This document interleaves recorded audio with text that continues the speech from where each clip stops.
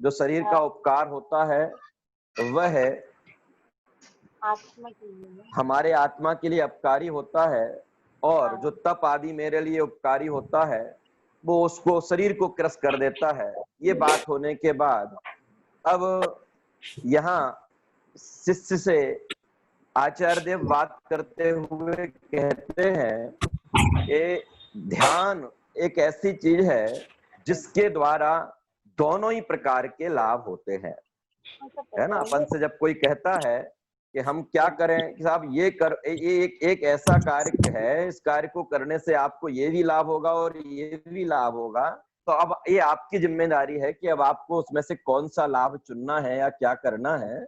ऐसे ही इस श्लोक के माध्यम से हमें आचार्य देव ये बता रहे हैं कि ध्यान के द्वारा हमें किस किस की प्राप्ति होती है, फिर ये हमारा विवेक है, हमारी बुद्धि है, हमारी योग्यता है कि अगर हमें उसके द्वारा ये मिलता है तो हमें उसमें से फिर क्या चुनना है ना। सरल और बढ़िया श्लोक है, सारे श्लोक सरल हैं, आनंदकारी श्लोक हैं, और श्लोकों के मर्म को समझने के बाद कैसे हमें उसको अपने जीवन में अपनाना, इस सब की प्रेरणा अपन को इनसे लेनी है। जैसा कि मैं हमेशा कहा करता हूँ, ऑल म्यूट कर दीजिए, अभी नहीं पढ़े आप लोग। जैसा मैं हमेशा कहा करता हूँ, कहीं ऐसा ना हो अपन पढ़ लें, याद भी कर लें, और याद करने के बाद कोई हमसे पूछे कि शिविर में क्या पढ़ा था, तो हम उसको बढ़िया तरीके से सुना भी दें। केवल इतने के लिए अपन नहीं पढ़ रहे हैं, ये कहीं ना कहीं हमारे जीवन में आवे, हम इसको अपने जीवन में अपनावें। इसके लिए तो अभी इस श्लोक के माध्यम से जो बात हमारे पढ़ने में आएगी, है ना, पूरे ग्रंथ के माध्यम से जो हम सीखेंगे वो कैसे हमारे जीवन में आवे, इसके लिए हमें पुरुषार्थ करना है। अब मैं पढ़ता हूं, आप लोग दोहराएंगे, ठीक है। इतश्चिंतामणिर्दिव्य,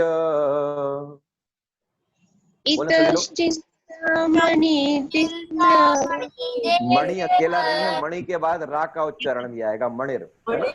इतश्चिंतामणिर्दिव्य,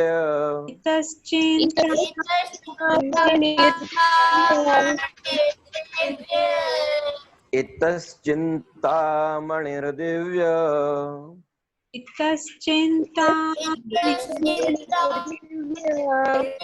इतः पिन्याक खंडकम्,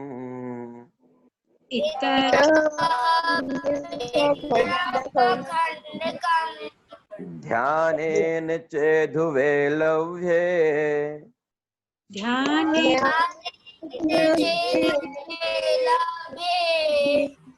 क्वाद्रियन्तां विवेकिनः।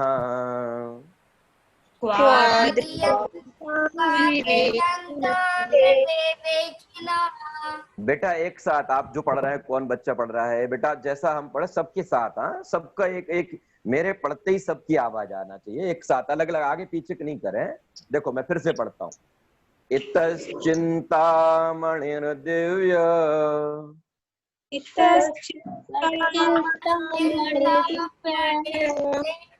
इतः पिन्याक खंडकम्,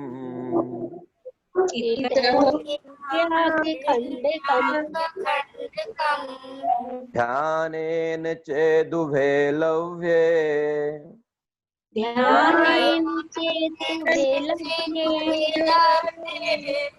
क्वाद्रियन्तां विवेकिनः।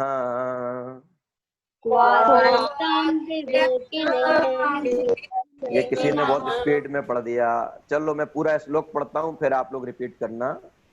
इतश्चिंतामणिर्दिव्य, इतः पिन्याक खंडकम्, ध्यानेन चेदुभे लव्ये, क्वाद्रियन्तां विवेकिनः। बोले सभी लोग।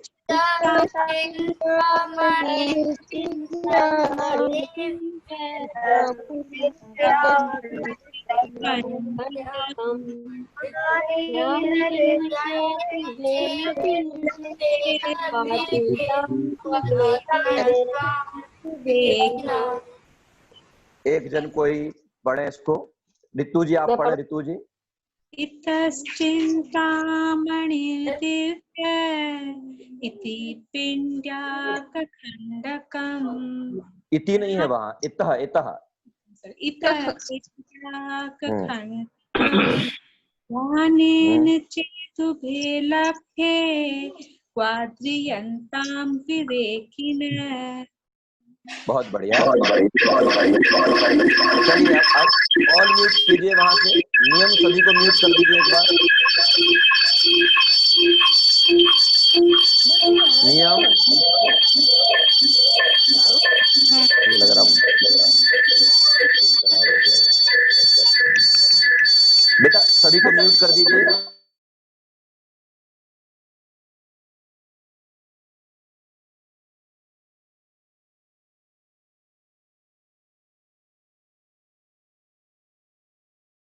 रत्न है ना, एक और तो दिव्य चिंतामणि रत्न है, इतः च पिन्याक खंडकम, और दूसरी ओर खली है ना। खली क्या होता है वो अपन अभी जानेंगे, खली का टुकड़ा है। चेत यदि ध्यानेन, ध्यान द्वारा, उभे दोनों है ना, ये जो इसमें उभे के ऊपर शायद रा की लकार लग रही है, वो नहीं है ना शब्दार्थ में, उभे है वो दोनों, लव्य प्राप्त हो सके वैसे हैं तो विवेकिना, विवेकी जन को आद्रियंते, किसका आदर करेंगे, किसको चाहेंगे, है ना। क्या अर्थ हुआ, इत्तः दिव्य चिंतामणि, एक और दिव्य चिंतामणि रत्न है, इतः च पिन्याक खंडकम, और दूसरी ओर खली का टुकड़ा है। चेत अर्थात यदि ध्यानेन, ध्यान द्वारा, उभे दोनों, लव्ये प्राप्त हो सकते हैं, है ना, दोनों की प्राप्ति ध्यान के द्वारा हो सकती है। विवेकीना, विवेकी जन को आद्रियंते, तो फिर विवेकी जन किसका आदर करेगा। श्लोक आरंभ होने के पहले अपन ने बात की थी ना कि ध्यान के माध्यम से क्या क्या प्राप्त हो सकता है, वो इस श्लोक में बताया जा रहा है। तो यहाँ आचार्य देव ने कहा कि इतस चिंता मणि दिव्य, एक और तो ध्यानेन अर्थात ध्यान के द्वारा, एक और तो चिंता मणि रत्न मिल सकता है, इतः पिन्याक खंडकम, और उसी ध्यान के द्वारा खली, खली जानते क्या होता है, खली कहलाता है जो तिल होता है ना, तिल, उसमें से तेल निकालने के बाद जब वो व्यर्थ बेकार की चीज बचती है, जिसमें कुछ नहीं बचता है ना, तेल निकल जाने के बाद वो जो अवशेष बचता है जिसको पशु आदि खाते हैं, वो कहलाती है खली, है ना। तो एक तरफ तो जिस ध्यान के माध्यम से हमें चिंतामणि रत्न जैसा रत्न मिलता है, और एक तरफ उसी ध्यान के माध्यम से ये खली आदि मिलते हैं, तो फिर ये प्रश्न है कि फिर विवेकी व्यक्ति किसका आदर करेगा, विवेकी व्यक्ति किसको चाहेगा, है ना। दोनों जब ध्यान के माध्यम से ही दोनों की प्राप्ति होती है, तो अब ये विवेकी का विवेक निर्णय करेगा कि उसे दोनों में से क्या चाहिए। अर्थ तो क्लियर हो गया। अब अपन भाव की बात करते हैं। नियम जी जरा शेयरिंग स्टॉप कीजिए। जहां ध्यान के माध्यम से हमें दोनों ही चीजों की प्राप्ति होती है, अर्थात एक ये एग्जाम्पल है कि चिंतामणि रत्न भी ध्यान के माध्यम से मिलता है, और साथ ही साथ वह खली भी ध्यान के माध्यम से मिलती है। तो ये तो उन्होंने लोक में ये उदाहरण दिया कि जैसे लोक में कोई व्यक्ति किसी व्यक्ति को ऐसी दो चीजें एक ही कार्य के द्वारा मिलती हो, तो उस व्यक्ति के विवेक की, बुद्धि की, योग्यता की, क्षमता की, ज्ञान की परीक्षा किससे होगी कि वो उन दोनों में से किसको चुनता है ना। अगर वो खली को चुनता है तो उससे अंदाज लग जाएगा कि इसका विवेक कैसा है, इसकी बुद्धि कैसी है। और अगर वो चिंतामणि रत्न को चुनता है तो अपन समझ सकते हैं कि विवेकी है, समझदार है। ऐसे ही यहाँ आचार्य देव ने हम लोगों के ऊपर छोड़ दिया, क्या छोड़ दिया कि जिस जो ध्यान किया जाता है, किसका ध्यान, ईश्वर का कि आत्मा का, आत्मा का ध्यान। आत्मा के ध्यान से हमें चिंतामणि रत्न जैसे सिद्ध अवस्था की प्राप्ति हो सकती है, अरहंत अवस्था की प्राप्ति हो सकती है, पूर्ण आनंद की प्राप्ति हो सकती है। और उसी ध्यान के द्वारा, है ना, कदाचित पुण्य का बंध होने से इन लौकिक भोग सामग्री आदि भी मिल सकती है ना, मिलती हैं, मिल सकती हैं। लेकिन अब ये हमारे ऊपर डिपेंड है कि हम उनमें से क्या चाहते हैं, हमें किसकी कामना है, किस चीज से हमें, उसमें उन्होंने लिखा ना, विवेकी आद्रियंते, तो विवेकी जीव किसका आदर करेगा, है ना। वो आप लोगों को महाभारत का कथानक शायद याद हो, रमेश जी, भाई साहब, सरोज जी, ऋतु जी, महाभारत का कथानक याद है? कौन सा? युद्ध होने के पहले दुर्योधन श्री कृष्ण के पास जाते हैं, श्री कृष्ण के पास जाते हैं और हाँ हाँ हाँ हाँ हाँ हाँ बोल रहा हूं मैं, श्री कृष्ण के पास जाते हैं और वहां श्री कृष्ण उनसे क्या कहते हैं, है ना, दोनों एक पैर के पास बैठ जाते हैं और एक सिर के पास बैठ जाते हैं, है ना। तो वो दुर्योधन से कहते हैं कि देखो भैया, एक तरफ तो हमारी ये पूरी सेना रहेगी, है ना, और एक तरफ निहत्ता, मेरे हाथ में कुछ नहीं होगा, एक तरफ निहत्ता मैं रहूंगा, है ना। अब तुम चुन लो, तुम्हें वो इतनी बड़ी सेना चाहिए है कि मैं चाहिए हूं। तो दुर्योधन सोचता है कि ये निहत्ते मेरे किस काम के, है ना, जब इनके पास ना कोई हथियार होगा ना कुछ होगा, ये मेरे किस काम के, तो मेरे काम का तो इनकी सेना ही है। तो वो क्या कह देता है कि मुझे तो भैया वो सेना ही दे दो। तो वो सेना उसी समय पर दोनों में से मांगने का पहला अधिकार उन्होंने उसको दिया, लेकिन इसके बावजूद भी उसने ये चीज मांगी, है ना। तो ऐसे ही यहाँ कह रहे हैं कि आत्म ध्यान के परिणाम स्वरूप मुझे अपने स्वरूप की प्राप्ति भी हो जाएगी, जो कि किसके समान है, चिंतामणि रत्न के समान है। ऐसा रत्न दिव्य रत्न कहलाता है कि जिस रत्न के सामने आप जोर रखो, जिस चीज की वांछा करो, आपको वो वस्तु प्राप्त हो जाती है। और एक तरफ वो खली है जिसकी कोई कीमत नहीं है, जिसकी कोई गिनती नहीं है, जिसे लोग फेंक देते हैं तेल निकालने के बाद। तो ये दोनों ही चीजें जिसके कारण से मिलती हो, तो विवेकी किसको चुनेगा, है ना। ओबियस सी बात है, बड़ी सरल सी बात है कि वो किसको चुनेगा, कि वो चिंतामणि रत्न को चुने, जिसके द्वारा हम जो चाहेंगे वो चीज हमें मिल जाएगी, है ना। ये तो बेकार की चीज है।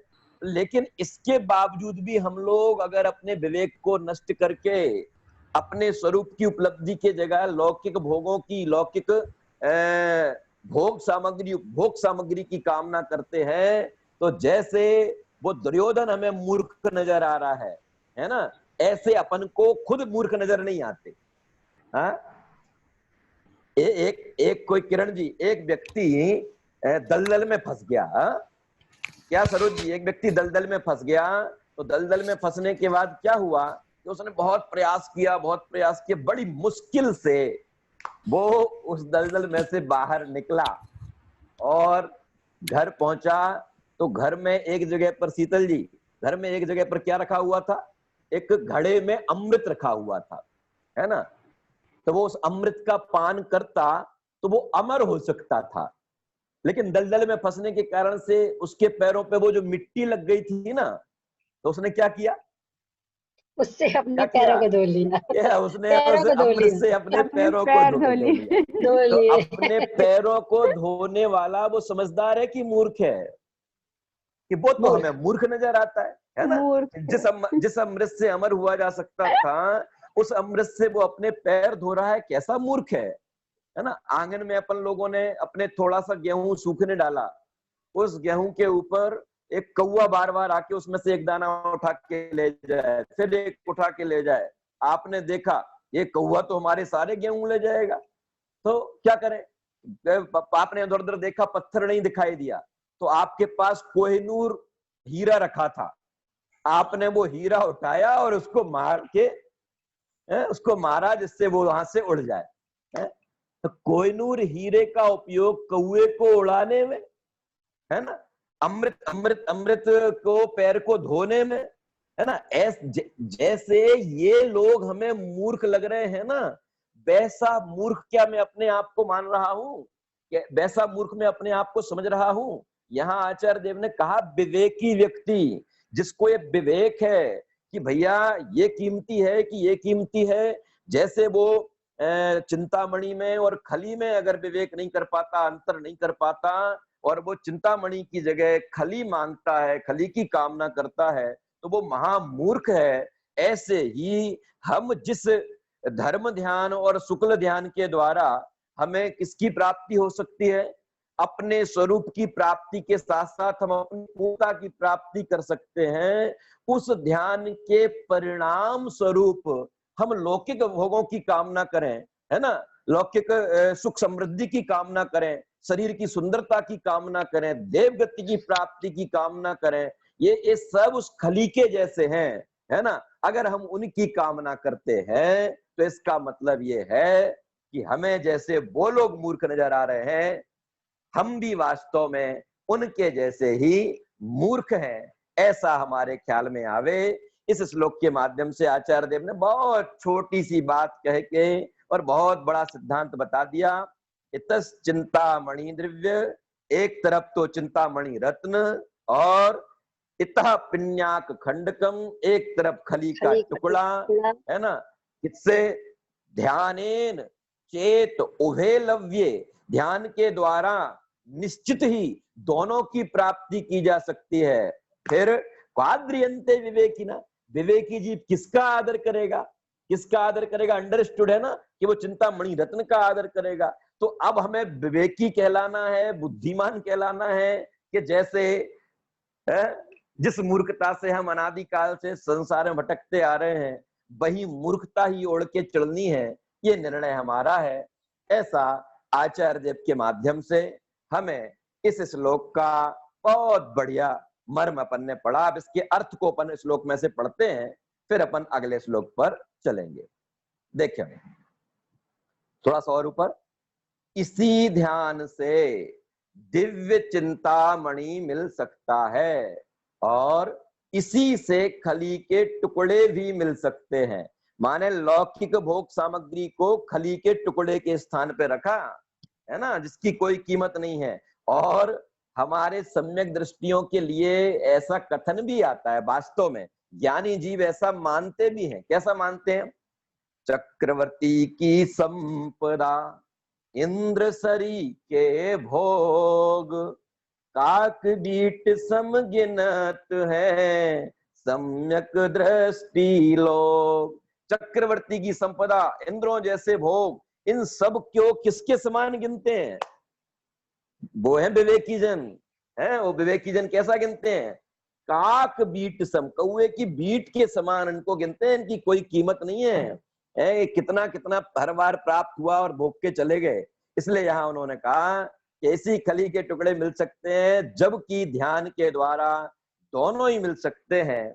तब विवेकी लोग किस ओर आदर बुद्धि करेंगे? प्रश्नवाचक लगाया, किस ओर आदर बुद्धि करेंगे? ये आपके हमारे ऊपर डिपेंड है कि हमें चिंतामणि रत्न जैसा अपना स्वरूप, है ना, अरहंत सिद्ध अवस्था, पूर्ण आनंद चाहिए है, अथवा हमें लौकिक भोग आदि चाहिए है।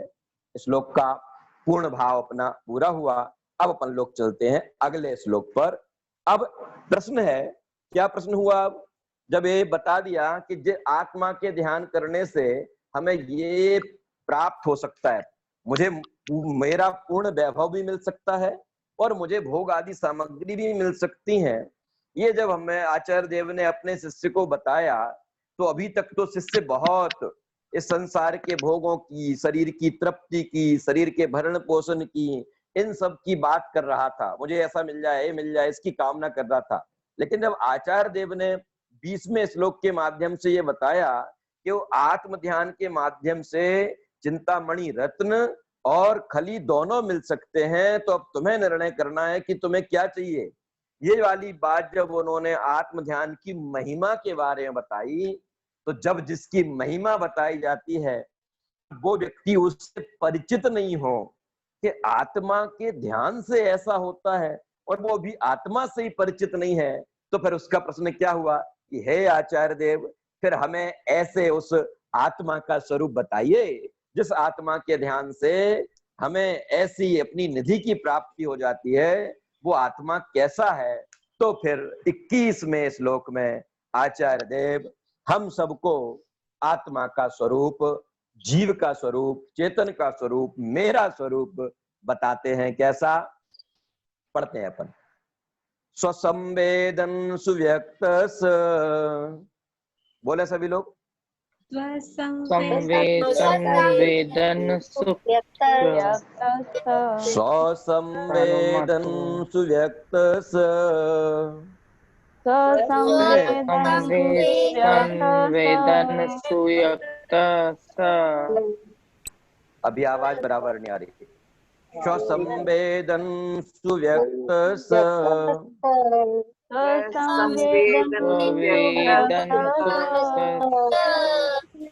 तनुमात्रो निरत्यया, तनुमात्रो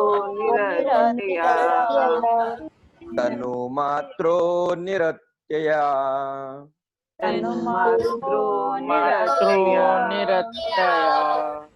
अत्यंत सौख्यवानात्मा,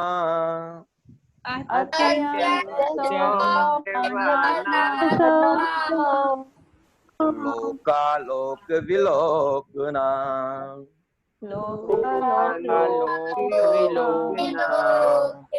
फिर से पढ़ता हूं मैं, पूरा श्लोक पढ़ूंगा फिर आप लोग रिपीट करना। स्वसंवेदन सुव्यक्त तनुमात्रो निरत्यया, अत्यंत सौख्यवानात्मा लोकालोक विलोकनः। पढ़े सभी लोग।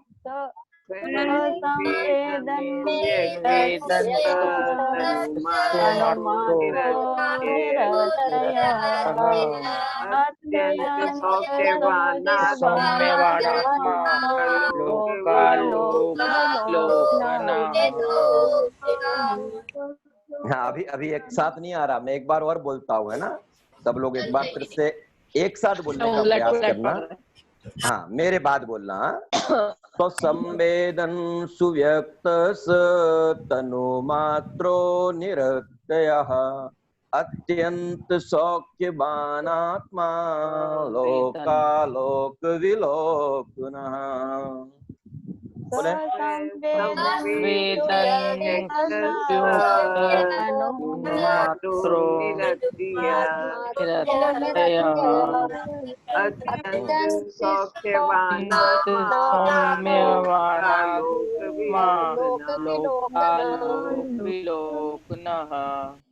चलिए ठीक है, ऑल म्यूट कीजिए नियम जी। अब देखें एक एक शब्द का अर्थ देखें। आत्मा तो स्पष्ट ही है, आत्मा अर्थात जीव में स्वयं। लोकालोक विलोकना, कैसा है?